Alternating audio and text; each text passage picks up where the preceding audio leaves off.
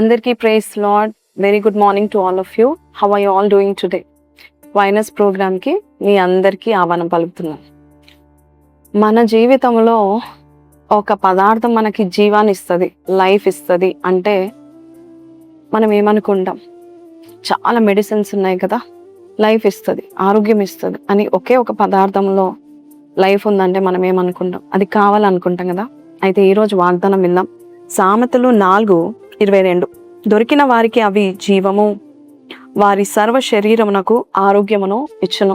మనకి వాక్యం దొరికితే అదే మన లైఫ్. ఒకసారి కెన్నెత్ హేగన్ గారి మీటింగ్స్, చాలా రివైవల్ మీటింగ్స్, స్వస్థత పొందుకునే మీటింగ్స్ కూడా అవి. అయితే ఒక సేవకుడు అక్కడ ఉన్నాడు. మీ మీటింగ్స్కి వచ్చాను కానీ నాకు స్వస్థత రాలేదు. డాక్టర్ నాకు ఏం చెప్పాడంటే, నీకు సమయము 6 నెలలు మాత్రమే ఉందని చెప్తున్నారు. కానీ ఇన్ని రోజులు నేను మీటింగ్స్కి వచ్చాను, మరి ఇంకా రేపైతే ఆఖరి రోజు, కానీ నాకు ఇంకా స్వస్థత పొందుకోలేదని కెన్నెత్ గారితో చెప్తారు. అప్పుడు కెన్నెత్ గారు అంటున్నారు, నీవు ఇదిగో నీ దగ్గర బైబిల్ ఉందా, ఫిజికల్ బైబిల్ ఉందా, ఆ బైబిల్ తీసుకొని బైబిల్తో నువ్వు ఉండు.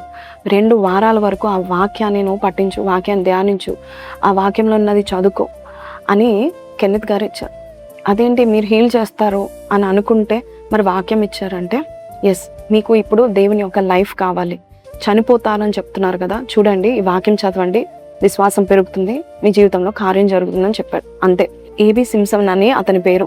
ఆయన గుండె జబ్బుతో బాధపడుతున్నాడు. 46 సంవత్సరాల్లోనే గుండె జబ్బు, 46 ఇయర్స్లోనే భయంకరమైన గుండె జబ్బు, చివరి దశలో ఉన్నాడు. అటువంటి సమయంలో కెన్నెత్ గారు బైబిల్ ఇచ్చి, ఇంకా నువ్వు వాక్యం చదువుకో అంటే, మినిస్ట్రీకి మరి కొంచెము టైం ఆఫ్ తీసుకొని, బ్రేక్ తీసుకొని, ఆయనకున్న ఫామ్ హౌస్లో దూరంగా వెళ్ళిపోయి అక్కడ వాక్యాన్ని చదువుతాడు. రోజు వాక్యాన్ని చదువుతున్నాడు.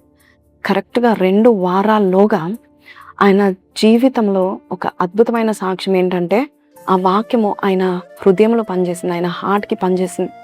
అంతే, ఆయన పరిపూర్ణమైన ఆరోగ్యంతో ఉన్నాడు. ఆయన చావలేదు. 6 నెలల వరకు డాక్టర్స్ గడువు ఇస్తే ఆయన మాత్రం చావకుండా సజీవుడిగా ఉండి సాక్ష్యం చెప్తా ఉంటున్నాడు.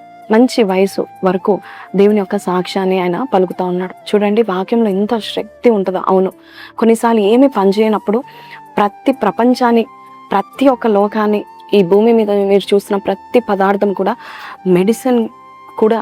మెడిసినల్ ప్లాంట్స్ కూడా ఆయన కేవలం ఆయన వాక్ ద్వారానే ఉత్పత్తి అయింది. కాబట్టి ఈరోజు జీవము ఆ వాక్యంలో ఉంది. ఈరోజు నీవు కూడా వింటున్నావా? 2 వారాల్లో ఆ వాక్యం చదివితే మెడిసిన్ కంటే బలంగా పనిచేసిందంటే ఈ వాక్యంలో అంత శక్తి ఉంది. కాబట్టి మీరు కూడా ఏది జరగట్లేదు అనుకుంటే వాక్యం పట్టించండి, వాక్యానికి అప్పగించుకోండి, వాక్యాన్ని మీరు ధ్యానం చేయండి. మీ జీవితంలో వర్ధిల్తారు, మీ జీవితంలో స్వస్థత పొందుకుంటారు, మీ జీవితంలో పునరుద్ధరించే అంత కార్యము ఈ వాక్యం చేస్తుంది. కాబట్టి నమ్మండి.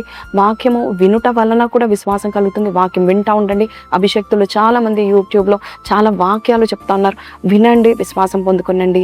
గొప్ప స్వస్థత, గొప్ప కార్యాలు మీరు చూడబోతున్నారు. మీరు కూడా సాక్షులుగా నిలబడబోతున్నారు. చిన్న ప్రార్థన.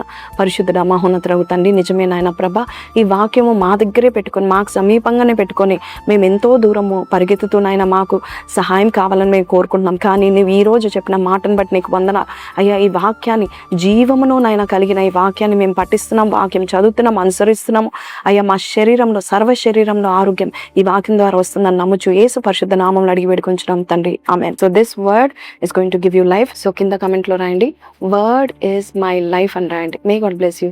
Have a blessed day. Praise the lord.